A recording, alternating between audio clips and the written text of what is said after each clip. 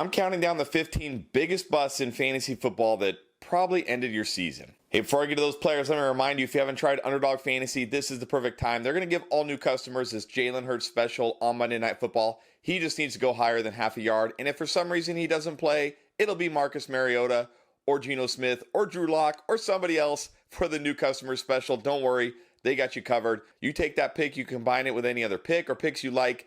You could potentially 20x your money. In fact, you could potentially 20x their money, because if you join now using our promo code ENDGAME, they're going to match your first deposit dollar for dollar up to $100. Go to Underdog Fantasy, use promo code ENDGAME, take the free money they give you, put it on those picks, and potentially 20x it. All right, coming in at number 15 is Najee Harris. I know he only had 1.8 PPR points. You're thinking, why isn't he way higher on this list? Well, it's because not everybody started Najee Harris this week. Sure, many people did. Some people had to, and they obviously got killed if they did. But he was also a guy that was mostly drafted 4th, 5th round of drafts this year to be teams RB2. He was started in enough leagues to where I think this is probably a pretty impactful bust week for him, because he was started in enough places that I'm sure there are many teams wishing they had started almost anybody else but Najee Harris. And then number 14, we've got Hollywood Brown, wide receiver for the Cardinals. I mean, that is it. We're done with this guy. A big fat zero. Again, the only reason he isn't significantly higher is he wasn't a guy that was started universally. Yes, I started him in 2 leagues where I had to start him. We'll see what happens, but not feeling good with that zero in my lineup.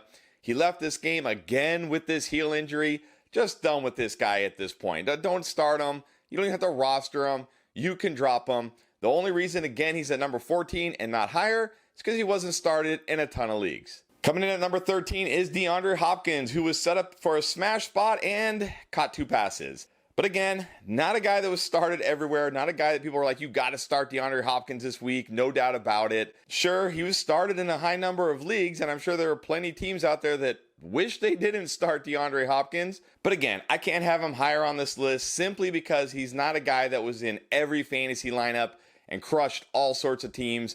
There are players that had just as bad or worse games that were started pretty much everywhere that we're going to talk about ahead of them. So DeAndre Hopkins, for as bad as he was this week, is still only number 13.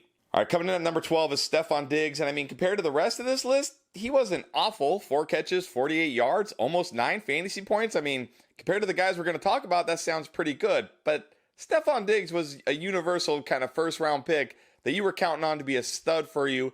Not only was he not a stud for you in week 15, he hasn't been a stud for you for many weeks here. He's had a really down stretch. If he doesn't bounce back this week in a great matchup, we got to be really worried about Stephon Diggs. But that even assumes you made it with Stephon Diggs to week 16. Did you no favors in week 15? Comes in at number 12. Coming in at number 11 is our first quarterback, Justin Fields. And yes, he got you 11 fantasy points, but is that what you're looking for a QB you drafted as a top 5 QB? A QB you're looking at as like an upside QB1 play?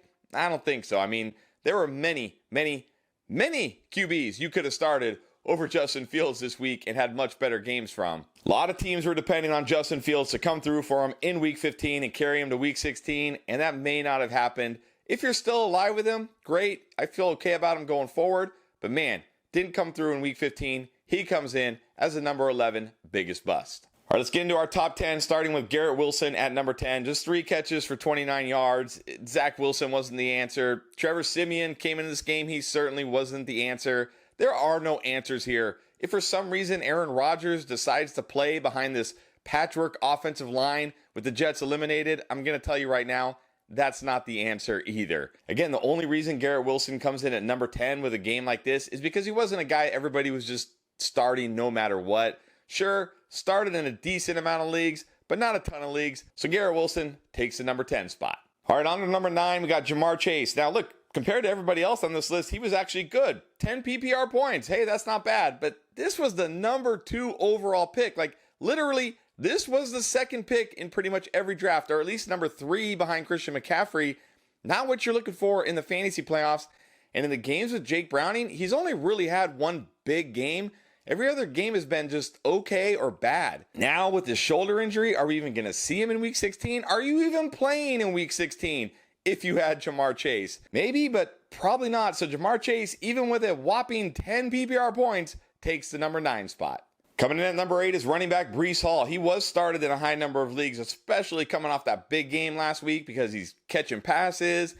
People want to see Breece Hall do big things. He did not quite do big things this week. 2.8 PPR points, not getting it done. But again, not higher on this list because even though he was started in a high number of leagues, he's not started like some guys that are started in almost every single league. So even with this terrible game he had in week 15 and maybe he ended your season, I can't put him higher than number 8.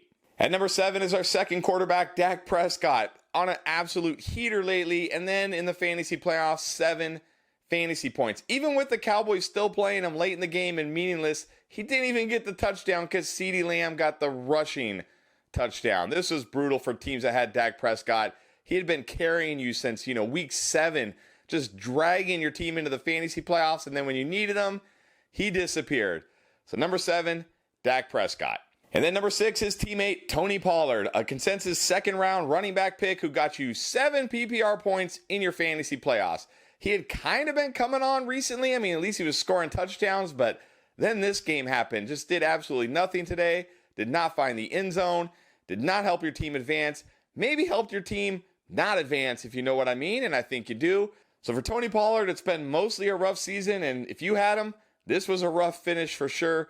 Tony Pollard coming in at number 6. At number 5 is stud tight end Travis Kelce with Taylor Swift in attendance. 5 catches for 27 yards and left in the fourth quarter with an arm injury. Look, Travis Kelce hasn't been vintage Travis Kelce this year, but we expected more than 7 PPR points in our fantasy football playoffs. Travis Kelce was a consensus first-round pick this year, and he got you nothing when you needed him most in week 15. The only saving grace here is he's a tight end, so maybe you didn't go against one of the monster tight end games and you're still okay. But man, Travis Kelce let a lot of teams down in week 15, coming in at number 5. Now at number 4, we've got Austin Eckler. Is he dust? Was it just the team? Was it the offense? Is it Easton Stick? Was it Brandon Staley? Was it all of the above? Who knows? But whatever the case, you're probably not playing in week 16 if you drafted Austin Eckler. Again, another first-round pick who really has been mostly bad this year outside of a few games, and then was awful in week 15. 7 PPR points. And look at the time when this game had ended on Thursday night and the Raiders had just put 63 points on the Chargers. We thought Austin Eckler was going to be the biggest bust of the week. And then we had Saquon Barkley at number 3. 5 fantasy points. Saquon Barkley, one of the best running backs in the NFL, the entire Giants offense, in a good matchup against a Saints run game that you think should be good, but has been mostly bad lately. 5 fantasy points. Again, Saquon Barkley was a huge help to you to get you to the fantasy playoffs, was great most of the year. But in week 15, when you needed him most, he let you down. But somehow, that wasn't even the worst performance because at number 2, we've got Derrick Henry. At home against the Texans, a team he owns, 20 touches, 10 yards. That's right, 20 touches, 10 total yards. That's half a yard per touch for Derrick Henry. Had come off 3 straight great games at home in a great matchup and did this. Again, Henry was a consensus second-round pick this year. We know this guy has been a fantasy, savior for most teams, but this year it looks like he's getting you eliminated very early. And still somehow it got worse because at number 1, Bijan Robinson had negative points in some leagues against the Carolina Panthers. Barely touched the ball. Fumbled. I don't even know what to say here. There's no words for this. There's no explanations. Just a horrible performance at the worst possible time. Arthur Smith is a villain. I hate everything. Just cut. Cut it. I can't go on. Cut it.